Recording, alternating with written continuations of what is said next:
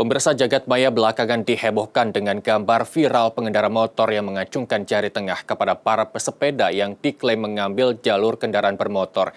Gambar tersebut dinilai mewakili aspirasi masyarakat, khususnya pengendara roda 2 maupun roda 4 yang kerap harus mengalah jika pesepeda melintasi jalur yang tidak diperuntukkan untuk kendaraan non-bermotor. Padahal jalur sepeda telah disiapkan oleh pemerintah Provinsi DKI Jakarta. Apakah ini bukti bahwa jalur sepeda permanen di sepanjang kawasan Sudirman Tamrin tidak efektif, dan apakah etika atau kesadaran pesepeda yang harus ditingkatkan? Kami akan bahas dalam dialog Nusantara Siang berikut ini.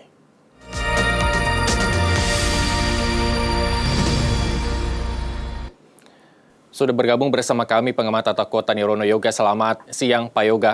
Selamat siang Mas Irsa. Terima kasih telah bergabung. Kabar baik, dan langsung saja Pak Yoga, sejak jalur khusus sepeda dicanangkan, bagaimana wajah kota berjalur sepeda ke depan? Apakah hal ini di atas yang tadi saya informasikan sudah ada di benak Anda sebelumnya pada saat itu, dan segala macam problematika yang mungkin akan muncul di kemudian hari, Pak Yoga?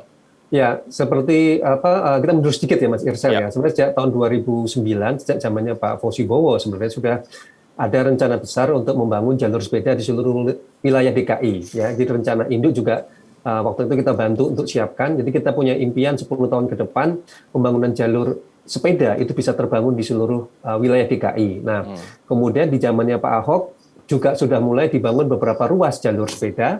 Dan terakhir zaman Pak Anies ini juga sudah mulai ada penambahan. Total sekarang itu kan ada 63 km yang sudah terbangun ya, dari target sampai dengan 2030 itu 500 km jalur sepeda. Nah, tetapi yang perlu kita garis bawahi dari beberapa kasus viral hari-hari ini ya Mas Rizal ya, itu saya membagi dua ya. Kalau kita berkaca di Undang-Undang Nomor 22 Tahun 2009 tentang lalu lintas dan angkutan jalan itu jelas, yaitu yang kita bahas ini adalah sepeda sebagai alat transportasi. Ya, kalau kita bicara sebagai alat transportasi, di sini adalah yang kita bangun infrastruktur sepeda untuk para pesepeda. Jadi kita berbicara orang yang menggunakan sepeda untuk kegiatan sehari-hari, entah itu dari rumah ke pasar, entah itu dari rumah ke sekolah, ataupun juga ke kantor. Nah, ini tugas dari pemerintah dalam menyediakan infrastruktur bersepeda.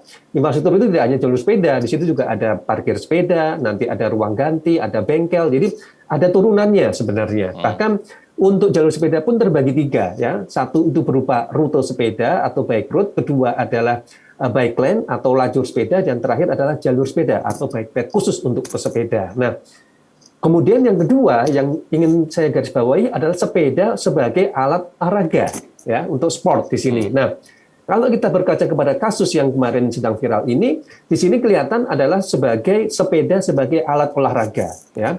Ini tentu berhubungan dengan siapa yang mengurus. Kalau kita bicara infrastruktur sepeda, maka ini adalah tanggung jawab dari Dinas Perhubungan ya, yang menyediakan jalur sepeda dan infrastruktur lainnya. Bekerjasama juga dengan Dinas Bina Marga sebagai pemilik atau pengelola jalan. Sementara kalau kita bicara soal komunitas sepeda sebagai alat olahraga, ini lebih tekankannya adalah kepada Dinas Pemuda dan Olahraga, dan tentunya ISI ya, yang membawai sebagai asosiasi sepeda sebagai alat olahraga. Maka solusinya juga berbeda, Mas Irzal. Solusinya kalau kita bicara sebagai sepeda sebagai alat transportasi harian, maka ini yang akan didorong oleh Dinas Perhubungan ya, menyediakan jalur sepeda, menyediakan infrastruktur sepeda yang tadi saya katakan soal parkir sepeda di kantor, di gedung-gedung, di pusat perbelanjaan, sampai dengan aturan-aturan pendukung untuk melindungi pesepeda sebagai kegiatan sehari-hari. Nah, sementara pada saat bersamaan kita juga mendorong sepeda sebagai alat olahraga yang menjadi tanggung jawab dari Dinas Pemuda dan Olahraga, termasuk nanti Kementerian Pemuda dan Olahraga nih Mas Irsa. Apa yang disediakan? Yaitu menyediakan jalur khusus pada hari-hari tertentu untuk sepeda sebagai alat olahraga. Bahkan idealnya kita menyediakan semacam venue selain untuk velodrome misalnya, yaitu venue untuk olahraga sepeda ya. Di situ kita akan membina atlet-atlet sepeda kita dalam konteks menyiapkan bibit-bibit olahraga atlet sepeda ya. Jadi ini dua hal yang menurut saya harus dibedakan, dan juga solusinya dalam tata kota juga berbeda Mas Irsa. Baik, Pak Yoga, ketika tadi Anda membedakan antara dua, yaitu alat transportasi dan juga alat olahraga begitu. Kalau selama penerapan jalur sepeda ini, kalau dari tadi faktor-faktor penentu bahwa standar dari jalur sepeda ini apakah sudah terpenuhi oleh Pemprov DKI Jakarta, bagaimana evaluasi Anda terkait keamanannya, terus kemudian rambu keselamatan dan lain sebagainya? Betul. Jadi dalam catatan kami setelah adanya jalur sepeda yang juga sudah mulai cukup banyak, ada 3 catatan kami. Satu, bisa dikatakan sampai dengan sekarang budaya bersepeda masyarakat kita belum meningkat. Ya, masyarakat masih menganggap sepeda sebagai alat olahraga atau sebagai hobi, ya Mas ya. Hobi itu dalam arti hanya pada hari libur atau juga pada akhir minggu ya, pekan mereka bersepeda, ya. Bukan sebagai sepeda alat kendaraan sehari-hari untuk beraktivitas. Jadi ini belum muncul budaya bersepeda. Kalau kita bicara budaya bersepeda, itu masih konotasinya kepada komunitas-komunitas tertentu, seperti komunitas Bike to Work misalnya, yang sejak tahun 2005 sudah mengkampanyekan gerakan sosial bersepeda untuk bekerja, ya kan? Di sini kan konteksnya sebagai alat transportasi. Nah ini yang menurut saya sejak adanya infrastruktur ini belum meningkat secara tajam. Jadi masih pada tahap hobi dan olahraga. Satu itu. Kemudian yang kedua, infrastruktur sepeda yang sudah ada, jalur sepeda yang ada sekarang ini belum mampu mendorong orang untuk bersepeda karena secara teknis masih putus, ya. Umpamanya kalau orang dari timur mau bersepeda ke arah Bundaran HI misalnya. Nah, dari arah timur ini menuju ke Bundaran HI ini belum tersedia sepeda secara keseluruhan, masih terputus-putus ya, parsial kalau kita bicara. Begitu juga yang dari barat, dari timur maupun dari selatan misalnya. Jadi ini yang kemudian kita mendorong buat penambahan jalur sepeda sesuai dengan kebutuhan pesepeda, Mas Irsal. Ya. Baik, saya potong Pak Yoga. Jadi lebaran jalur sepeda yang kurang lebih dari 2 meter ini memang jauh dari kata sesuai standar untuk mengakomodir seluruh pengendara sepeda yang ada di Jakarta. Kita lihat bahwa 4 jalur yang ada di Sudirman bahkan bisa diokupansi oleh para pesepeda, Pak Yoga. Ya. Nah, kalau kita berkaca kepada Undang-Undang Nomor 22 Tahun 2009 di pasal 108 misalnya, itu sebenarnya sudah jelas aturannya, pembagian jalannya. Jalur sepeda yang ada di Sudirman Tamrin, kasusnya, untuk saat ini jalur sepedanya sudah cukup, ya. Tetapi yang tadi saya katakan belum mampu mendorong orang untuk bersepeda melewati Sudirman Tamrin dalam konteks harian, bukan pada hari pekan atau mungkin dalam Car Free Day misalnya, ya. Tetapi pada harian itu kita melihat pada jam-jam pagi sibuk ya dari jam 7 jam 9 atau jam sore nanti pas pulang kantor dari jam 4 sampai dengan jam 6 itu ternyata jalurnya belum efektif, Mas Irsal, ya. Pada jam-jam pusat sibuk ini kami melihat di lapangan masih banyak pengendara motor masuk ke jalur sepeda. Salah satu alasannya yang kemudian kami tanyakan adalah karena pada jam-jam sibuk tadi jalannya macet, sementara jalur sepedanya belum optimal. Masih banyak yang kosong. Inilah yang kemudian akhirnya banyak pengendara sepeda motor dalam tanda petik nekat masuk ke jalur sepeda. Nah, oleh karena itu tantangannya adalah bagaimana mendorong warga DKI untuk meningkatkan budaya bersepeda dengan mengoptimalkan jalur-jalur sepeda yang sudah dibangun, ya. Karena sebagian besar jalur sepeda di luar Sudirman Tamrin misalnya, contoh mamanya jalur sepeda yang ada di Fatmawati menuju ke Blok M gitu ya. Itu juga kalau kita bicara dalam harian masih sangat sedikit pengguna sepeda yang menggunakan jalur tersebut. Nah, ini kan artinya meskipun sudah ada jalur sepeda, belum banyak masyarakat yang menggunakan sepeda untuk kegiatan sehari-hari. Satu itu. Kemudian yang kedua, dalam konteks ini kita bicara soal perlindungan pesepeda. Jadi ada 2 pemahamannya. Pesepeda berupaya untuk bersepeda dengan aman, tetapi juga pesepeda memikirkan dengan bersepeda itu dia juga melindungi pengguna lain. Inilah yang menurut saya juga perlu diedukasi supaya kasus yang viral kemarin tidak terjadi. Karena kalau kita bicara seperti itu, aturannya sudah jelas bahwa sepeda itu bermainnya atau bersepedanya di sebelah kiri, Mas Irsal. Bukan di sebelah kanan. Artinya di sini perlu edukasi terhadap terutama di pasal 108 tersebut. Baik. Kalau Anda bicara soal kurangnya edukasi pesepeda, apakah ini bukti bahwa kurangnya sosialisasi bahwa pada Undang-Undang Nomor 22 Tahun 2019 dinyatakan bahwa jika pengendara sepeda ini melanggar aturan tersebut ada dendanya 100.000 atau dengan kurungan penjara 15 hari begitu. Apakah ini masih kurang untuk membuat pesepeda ini sadar bahwa jika melanggar hukuman-hukuman yang mungkin akan diterima ada di depan mata begitu, Pak Yoga? Ya, yang kami lihat di lapangan, kalau bicara soal waktu tahunnya dengan undang-undang tersebut tahun 2009, artinya kan sudah lebih dari berapa tahun? Lebih dari 10 bahkan hampir 15 tahun sebenarnya, Mas ya. Artinya kalau kita bicara sosialisasi sudah lebih dari cukup sebenarnya. Kalau bisa bicara soal warga masyarakat tahu atau tidak misalnya. Kemudian yang kedua, dengan adanya media sosial kan orang dengan mudah membaca atau mendapatkan atau mengunduh undang-undang tersebut. Artinya tidak ada alasan masyarakat tidak mengetahui atau tidak paham tentang aturan tersebut. Satu, ya. Kemudian yang kedua yang kami temukan di lapangan belum ada tindakan tegas dari pihak terkait baik itu Dinas Perhubungan maupun juga Ditlantas untuk taruhlah seperti menilang gitu ya. Menilang bagi pelanggar pesepeda tersebut. Ya, ini menurut saya perlu dilakukan sebagai bagian dari edukasi. Jadi kalau sepeda tadi melanggar pada saat bersepeda mengambil jalur kanan, harusnya juga ada tindakan tegas bagi pesepeda tadi untuk ditilang. Karena ini juga memberikan efek edukasi kepada masyarakat bahwa bersepeda itu juga ada aturannya, gitu kan? Ada sanksinya juga, gitu. Jadi ini menurut saya perlu diedukasi kepada masyarakat. Jadi tidak hanya sekedar sosialisasi, tetapi juga sudah mulai masuk ke tahap pemberian sanksi atau denda kepada para pesepeda yang melanggar. Itu satu. Kemudian yang kedua, pesepeda sendiri harus diberikan jaminan bahwa jalur yang mereka gunakan itu memang benar-benar steril untuk pesepeda, ya. Karena kita bicara soal apa? Keselamatan dan keamanan pesepeda. Selama ini tidak terwujud, maka akan sulit mendorong masyarakat untuk bersepeda, Mas Irsal. Ya, contoh umpamanya, bagaimana kita mendorong anak-anak kita untuk bersepeda kalau kita tahu kondisi keamanan keselamatan bersepeda di jalan raya sangat berbahaya, misalnya. Ya, ini satu. Kemudian yang kedua, ini juga dengan adanya maraknya sepeda untuk sebagai olahraga, seperti adanya uji coba nih Mas Irsal kemarin dalam konteks jalan layang non-tol di Kasablanka, Kampung Melayu gitu ya. Nah, menurut saya juga ini perlu ditinjau, ya. Karena apa? Jalan layang non-tol itu dibangun bukan untuk pesepeda, bahkan juga untuk kendaraan roda 2. Itulah kenapa di situ ada aturan hanya mobil yang boleh melewati jalan layang non-tol. Karena di sini bicara soal apa? Faktor keamanan dan keselamatan.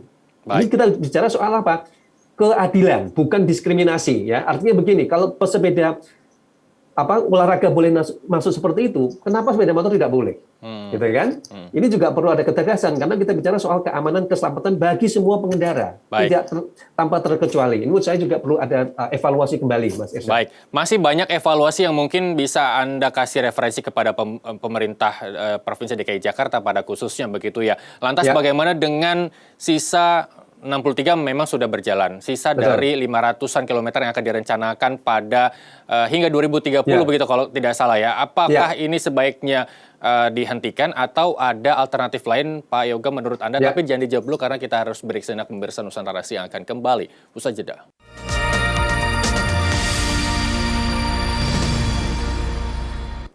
Anda kembali bersama kami, masih bersama pengamat atau Kota Nirwono Yoga. Pak Yoga, ketika tadi Anda mengatakan bahwa masih banyak evaluasi, masih banyak aspek keselamatan dan lain sebagainya yang harus diperhatikan oleh pemerintah Provinsi DKI Jakarta dalam mengakomodir para pesepeda begitu ya. Dari 63 km masih ada sekitar 400-an kilometer lebih begitu ke depan. Sebaiknya dilanjut atau ada alternatif lain yang mungkin bisa menjadi referensi Anda kepada pihak Pemprov DKI Jakarta, Pak Yoga?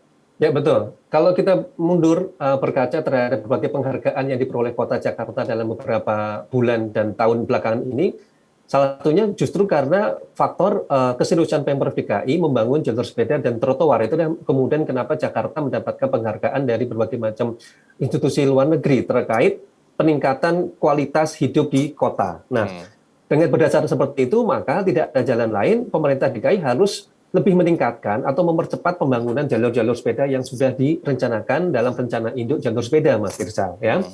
Nah, ini perlu dipastikan, umpamanya kalau kita bicara tadi masih ada 400-an lebih ya, dengan kondisi seperti pandemi sekarang ini tentu ada pengurangan anggaran. Oleh karena itu kita akan lebih realistis, misalnya dalam waktu 10 tahun ke depan ini, berapa kemampuan dari Pemprov DKI membangun sisa jalur sepeda tersebut. Misal, apakah mungkin per tahun 50 km dulu umpamanya, ya, per tahun misalnya. Syukur-syukur bisa mencapai angka lebih dari 75 bahkan 100, itu akan mempercepat penambahan jalur sepeda. Satu itu.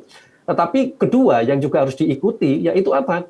Mendorong budaya bersepeda bagi warga masyarakat. Ya, jadi kita mendorong keluarga dengan kondisi pandemi ini, salah satu rekomendasinya dari WHO adalah mendorong warga itu berjalan kaki atau bersepeda loh Mas Irsal. Untuk menjaga apa? Menjaga kebugaran kesehatan masyarakat. Itu salah satunya adalah dengan berolahraga ringan. Artinya dalam jarak-jarak tertentu kan, orang didorong untuk berjalan kaki di trotoar, orang bersepeda dalam jarak dekat. Nah, ini kan kesempatan bagi Pemprov DKI membangun budaya bersepeda. Biasakan orang-orang, keluarga, dan juga bahkan aparatnya sendiri, umpamanya ya, untuk mempunyai hari-hari tertentu bersepeda, untuk melakukan aktivitas. Ini juga memberikan contoh kepada masyarakat bahwa Pemprov DKI juga serius untuk membangun budaya bersepeda. Karena apa? Sebagus apapun, sebanyak apapun, sepanjang apapun jalur sepeda nanti yang akan dibangun, tanpa diiringi dengan budaya bersepeda tadi, bisa dikatakan infrastruktur tadi akan gagal, Mas. Kenapa? Seperti yang kita evaluasi kemarin, dari 63 km ini bisa dikatakan belum berhasil mendorong warga untuk menggunakan jalur sepeda dan bersepeda dalam kegiatan sehari-hari. Nah, ini harusnya menjadi catatan, di samping membangun fisik juga harus membangun non-fisiknya tadi, Mas Irsal. Baik. Nah, ketiga yang tidak kalah penting, di tengah pandemi ini kan kesempatan membangun budaya baru sebenarnya kan. Budaya baru hidup yang lebih sehat, budaya baru tadi berjalan kaki dan bersepeda. Kemudian yang tidak kalah penting apa? Menegakkan aturan hukum yang ada. Artinya di sini juga pemerintah melakukan edukasi bahwa bersepeda pun harus patuh lalu lintas. Bersepeda itu ada aturannya, gitu kan? Ada penghormatan kepada pengguna lain, kepada pesepeda motor maupun kendaraan lain. Ini penting supaya jangan sampai muncul tanda petik adalah dengan bersepeda tadi kita seperti menguasai jalan. Ini menurut saya juga harus dirubah. Baik, Pak Yoga, terkait aturan ini, tolong koreksi kalau saya salah. Kondisi di lapangan adalah ketika para pengendara motor bersinggungan atau bertabrakan dengan para sepeda, seringkali pengendara motor yang disalahkan padahal sudah dilengkapi dengan surat kendaraan, terus surat izin mengemudi dan lain sebagainya. Bukan hanya kemahiran si pengendara sepeda biasa ini, ataukah mungkin ke depannya perlu ada surat izin bersepeda ketika mereka melakukan bersinggungan ini, harus ada yang bisa disalahkan dan siapa yang harus bertanggung jawab seperti itu, Pak Yoga? Ya betul. Kalau kita berkaca itu ada 3 skenario sebenarnya sudah disiapkan ya, yang beberapa pembahasan itu dilontarkan ya. Yang pertama ke depan, kalau ini nanti dikatakan taruhlah bahwa pesepeda kita ini menjadi budaya baru, targetlah umpamanya dari 10 juta penduduk warga DKI, taruhlah mungkin ada 1 juta misalnya, 1 juta warga menggunakan sepeda sehari-hari. Nah, kalau pada saat itu terwujud, maka skenario pertama yang ditawarkan pada saat diskusi adalah mulai memberlakukan yang dikenal namanya nanti adalah SIM-E misalnya. Ya. Jadi disiapkan khusus SIM untuk pesepeda, untuk menjamin bahwa pesepeda tadi juga ikut bertanggung jawab, sehingga ada ketentuan kalau dia melanggar tadi juga dikenakan sanksi tadi kan, seperti dengan aturan undang-undang 1 itu. Kemudian kedua, yang tidak kalah penting yaitu mengedukasi bahwa pada saat kita menggunakan jalan, di situ kan sebenarnya menggunakan jalan bersama, berbagi, gitu kan? Dalam konteks ini jalur sepeda juga yang tadi saya katakan, kalau kita bicara bicara dalam konteks itu bike path atau jalur sepeda, itu benar-benar jalur untuk khusus bersepeda. Artinya bersepeda benar-benar di jalur itu. Kalau keluar dari jalur itu, maka dia juga akan kena sanksi. Tetapi kalau ada pengendara masuk ke jalur itu juga akan kena sanksi. Ya. Kecuali kalau kita bicara di jalur yang markanya putus-putus misalnya, ya, di mana di situ pesepeda dan pengendara motor juga bisa berbagi. Jadi edukasi ini penting supaya apa? Supaya mereka sama-sama mengetahui aturan mainnya, mereka menggunakan jalan pada saat bersamaan, berlalu lintasnya, gitu kan? Baik. Nah, ini muncul kalau pada saat bersamaan tadi, saat membangun infrastruktur bersepeda juga diikuti dengan infrastruktur non fisik tadi, sosialisasi aturan, budaya bersepeda, sehingga mereka juga diedukasi. Ini sebenarnya yang muncul kalau kita berkaca kepada kasus-kasus kota yang berhasil membangun kotanya ramah pesepeda, seperti Amsterdam misalnya. Baik, Pak Yoga, ketika pihak kepolisian melakukan inovasi yaitu tilang elektronik untuk minimalisir petugas yang ada di lapangan. Ketika SIM-E itu diberlakukan, bukan tidak mungkin menambah aturan kembali, meskipun misalkan akan menyasar pesepeda juga si kamera elektronik ini, tapi bagaimana memantaunya karena banyak ratusan bahkan ribuan sepeda yang melintas setiap harinya di ibu kota Jakarta. Apakah ini tidak menambah PR para petugas kepolisian kita, Pak Yoga? Ya, betul. Jadi kalau konteksnya seperti itu yang tadi saya katakan, pada saat penduduk pesepeda tadi mencapai angka 1 juta, itu selain dikenakan ada surat izinnya tadi itu, semacam SIM-E misalnya itu, sepeda-sepeda yang mereka gunakan itu mulai dipasang namanya pen, ya. Jadi semacam kayak ada barcode ataupun kode gitu, Mas ya. Di sepeda-sepeda yang mereka gunakan, ini kan konteksnya adalah sepeda sebagai alat transportasi, soalnya Mas Indra, ya. Yang tadi saya katakan sejak awal bahwa yang kita akan atur oleh Dishub, Ditlantas adalah sepeda sebagai alat transportasi harian. Makanya sepeda tadi selain harus ada surat izin mengemudikan sepedanya sendiri, sepeda yang mereka gunakan pun juga akan dikenakan semacam barcode atau pen untuk apa? Untuk melacak tadi. Karena kalau kita bicara terhadap Undang-Undang Nomor 22 Tahun 2009, di situ kan semua dijelaskan. Siapapun pengguna jalannya yang berlalu lintas, mulai dari kendaraan bermotor maupun kendaraan non-motor, kalau dia melanggar aturan itu akan dikenai sanksi. Jadi di sini ada perlakuan yang sama, ya. Yang tadi saya katakan. Kalau tadi nanti pada akhirnya sepeda menjadi budaya baru, maka yang tadi saya katakan, e-tilang pun bisa akan diterapkan bagi para pesepeda yang melanggar aturan. Jadi perlakuannya sama di jalan. Inilah yang saya katakan. pada saat membangun infrastruktur pesepeda juga sudah mulai mensosialisasikan aturan main apa yang harus mereka lakukan dan patuhi dalam hal berlalu lintas. Baik, luar biasa Pak Yoga. Kita harapkan mungkin memang tingkat kesadaran masyarakat yang menggunakan sepeda ini meningkat sehingga mungkin peraturan ataupun lain sebagainya harus ditaati begitu ya, karena harapan tidak merugikan pengendara lain begitu, dan kita harapkan juga realisasi penanganan jalur sepedanya jalur sepedanya, terus kemudian undang-undang dan lain sebagainya dijalankan dengan baik oleh pemerintah begitu ya Pak Yoga ya. Terima kasih Pak Yoga telah berkesempatan bergabung bersama kami di Nusantara Siang. Selamat kembali bertugas, salam sehat, sampai jumpa.